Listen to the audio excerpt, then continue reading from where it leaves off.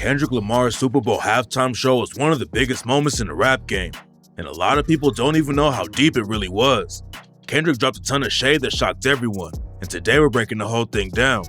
Kendrick started the show off by having Samuel L. Jackson coming out and calling himself Uncle Sam. Uncle Sam was a character that's been around since the 1800s and was used to recruit people for the army back in the day, so from the jump it was clear that Kendrick's set was going to have some politics involved. Samuel L. Jackson said, "This is the great American game," and even that line had a few different meanings. On the surface, it sounded like he was talking about the Super Bowl. The stage for the halftime show was designed like a PlayStation controller, and the company who put the stages together said that the idea came straight from Kendrick and his homie Dave Free. Samuel L. Jackson called it the great American game, and rumors say that he was actually talking about how black people have to play the game if they want to succeed in America. Then Kendrick started dropping the teaser track he dropped before his GNX album came out, and he obviously had something to say about the government when he rapped, "Started with nothing but government cheese, but now I can seize the government too. Remember the food stamp color was tan and brown, but now the 100 is blue. Remember I said, I'm the greatest back when you debated the number 1 and number 2? Topic was always hilarious to me. You carried him to me. I brung out the Christ." Then before Kendrick started squabble up, he said, "The revolution about to be televised. You picked the right time, but the wrong guy." A lot of people think that was another shot at Donald Trump, who was at the Super Bowl supporting the Kansas City Chiefs. The line was also a reference to Gil Scott-Heron's track, "The Revolution Will Not Be Televised," which is a legendary protest song from the 70s. And this wasn't the first time Kendrick referenced Gil Scott-Heron. On Kendrick's project Section 80 from 2011, he sampled Gil Scott-Heron's track "Peace Go With You, Brother" and rapped, "I used to want to see the penitentiary right after elementary. Thought it was cool to look the judge in the face when he sentenced me. Since my uncles was institutionalized, my intuition has said I was suited for family ties. My mama is stressing, my daddy tired. I need me a weapon, these niggas ride." After Kendrick referenced Gil Scott-Heron at the Super Bowl, he jumped into the track Squabble Up and had a whole crew of dancers popping out of a Buick Grand National, the car his album GNX was named after, on the stage. It was a crazy performance, and after the track ended, Samuel L. Jackson started yelling that it was too loud, too reckless, too ghetto.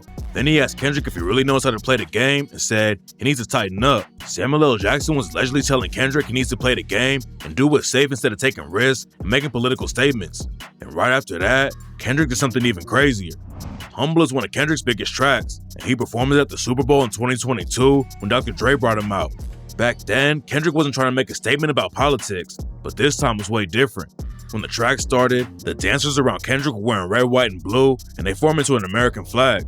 Then the flag split straight down the middle with Kendrick rapping in between the two sides, which was allegedly Kendrick making the point about how everybody in America is split into two different sides right now.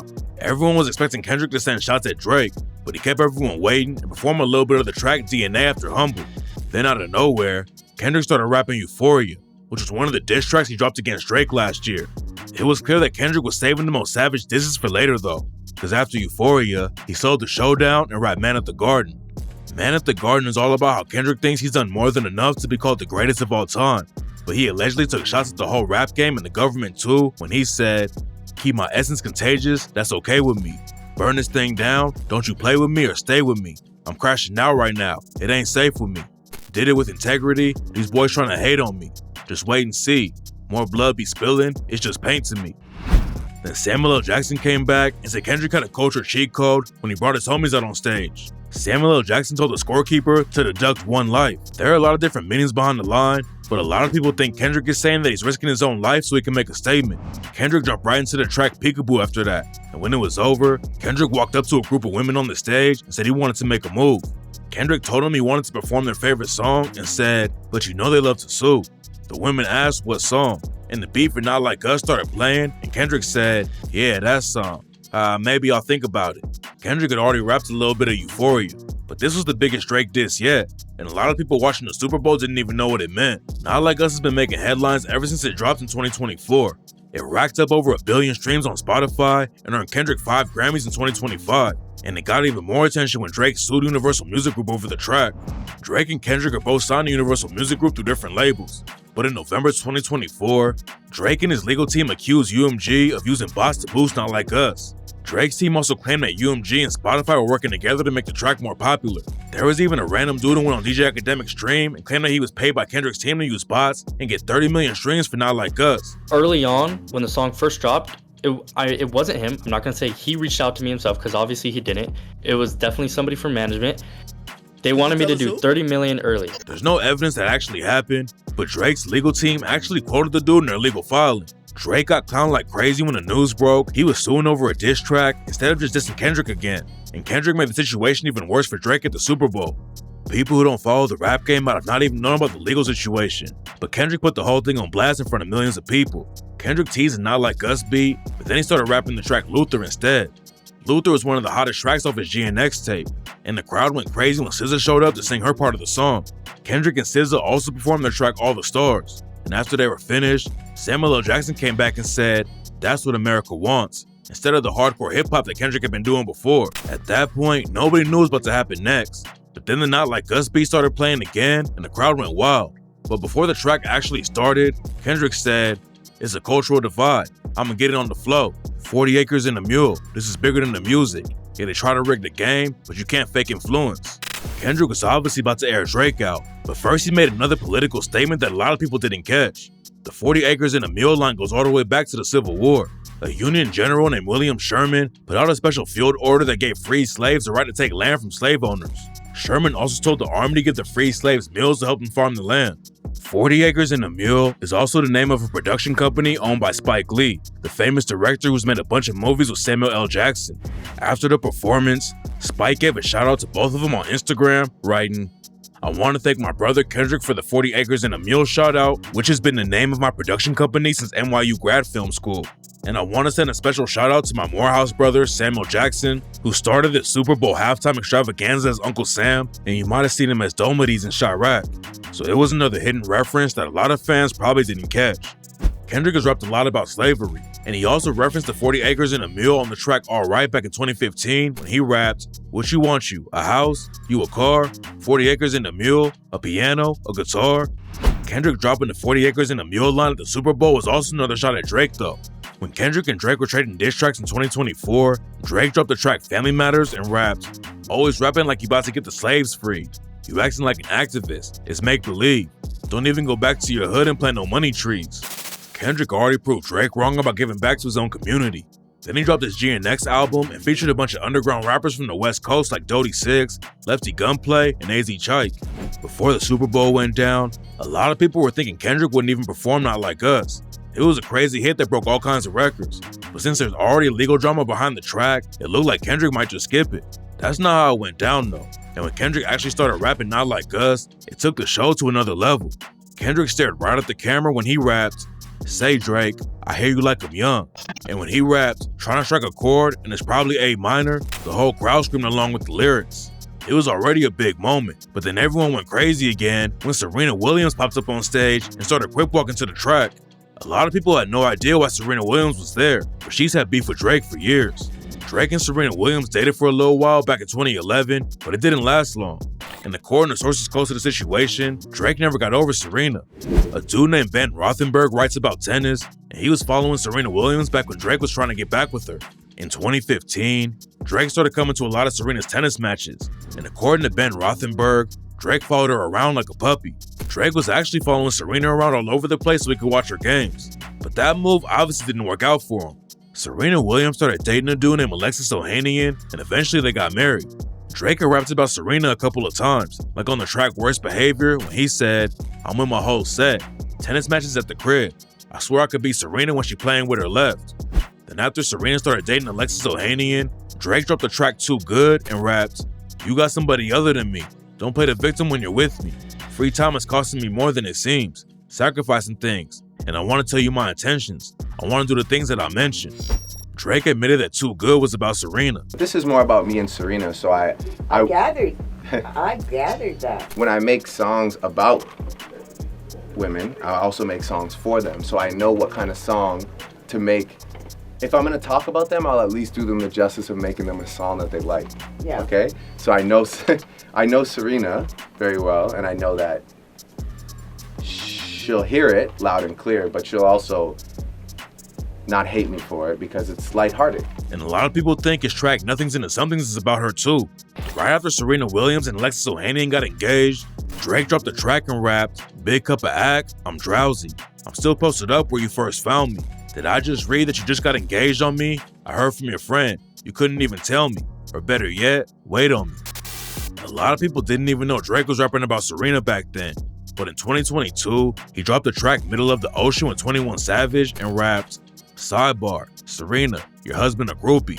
He claimed we don't got a problem, but no, boo, it's like you coming for sushi. We might pop up on him at will like Suzuki." Serena and Alexis Ohanian brushed the whole thing off, and a lot of people were clowning Drake for rapping about an ex 10 years after they broke up.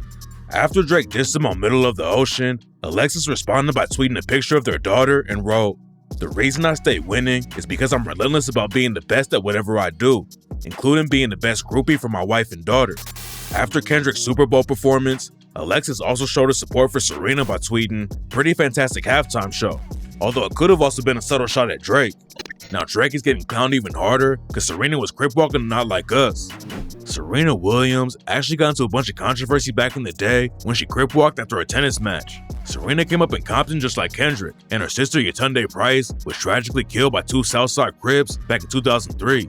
People were hating on Serena for crip walking, but she clapped back and said it's just a dance and she's not promoting gang violence. Fans went crazy when they saw Serena crip walking and clowning Drake. But Stephen A. Smith said Serena shouldn't have been trolling her ex on stage because she's already married to someone else. If I'm married and my wife is going to join trolling her ex, go back to his ass. Because clearly you don't belong with me. People say that Drake never really got over Serena, and she's not Drake's only ex who's at the Super Bowl. Back in 2009, Drake and SZA dated for a while, but it apparently wasn't that serious. Drake rapped about it in 2020 on the track Mr. Right Now and said, "Yeah, said she wanna fuck to some SZA. Wait, cause I used to date SZA back in 08. If you cool with it, baby, she can still play, while I jump inside that box and have a field day." After the track drops, SZA hopped on Twitter and confirmed that they used to date and said, "It's all love and peace." In 2023, Drake and SZA linked up for 2 tracks together, and in the same year, SZA told Rolling Stone that their short relationship back in the day was so childish. It looked like everything was still cool with Drake and SZA, but then Drake started beefing with Kendrick and everything changed. Now SZA is touring with Kendrick, and it's clear that she already chose a side in the beef. Kendrick bringing out 2 of Drake's exes for the Super Bowl was already crazy. And what makes the situation even funnier is that Drake was ranting about his exes just a couple of hours before the halftime show. After the news broke that Kendrick was going to perform at the Super Bowl, Drake announced that he was going to go on tour in Australia at the same time as the Super Bowl. People were clowning him for running away from the smoke. And while he was on stage in Australia, Drake told the crowd, "Whoever in your life gave your time, gave your energy, gave your money, gave your heart, gave your soul, gave everything that you ever had to somebody and they fucking played with you and wasted your time, wasted your energy, wasted your money. I want y'all to turn up to this song." Drake was already in his feelings before the halftime show started, so seeing Serena Williams and SZA on stage with Kendrick definitely got him pressed. Then at the end of the show, there was a message in the crowd that said, "Game over." And people think it was Kendrick telling Drake he won the beef hands down. But besides all of the shots Kendrick took at Drake, there were some other big moments from the show that are making headlines. In the middle of the show, a protester who was dressed up like a dancer hopped up on the stage and started waving a flag that said Sudan and Gaza. Security jumped in fast and tackled the protester, and now they're banned for life from all NFL stadiums. Kendrick and his crew didn't have anything to do with it, but the situation got even more eyes on the halftime show. A lot of people are calling Kendrick's show the best halftime performance ever, and rappers started showing love from the jump. Kendrick's homie J-Rock said he killed it. Killer Mike said it was brilliant, and Doechii said she was inspired by Kendrick and SZA. Flavor Flav was clowning Drake for how the audience was singing Not Like Us, and JPEG Mafia tweeted, "It's over. Never beef with Kendrick." Although not everyone was impressed. The day before the performance, someone leaked the set list and it started going around the internet. After the show, DJ Academics admitted he was the one who leaked it because he was hoping it would force Kendrick to change it, but instead he doubled down. Academics also posted a video where he claimed that one of his fans worked at the arena and sent him the video. "Let me tell you how I got that nigga Kendrick's fucking Super Bowl performance. A nigga who worked at the fucking arena is a chat nigga." Now Kendrick's label and the NFL are trying to sue him, but Academics said he had to do it for the culture. A lot of people were surprised that Kendrick played mostly new stuff from GNX instead of his older hits. Joe Budden saw the leaked set list before the actual performance and trashed it on his podcast, calling it the worst set list of all time because he thought it was fake. Some media outlets and people on social media were also calling it the worst performance of all time and complaining that Kendrick focused too much on Drake instead of making it a legendary performance. Although a lot of other people said it was amazing, it really comes down to whether you're a fan of Kendrick or Drake. Kendrick was already running up crazy streaming numbers in 2024, but after the Super Bowl, the streams for Not Like Us went up 430%. Fans are hoping he's gonna keep the momentum up and drop some more music. Nobody knows what's gonna happen next, but it's clear that everyone's gonna be talking about the Super Bowl halftime show for a long time.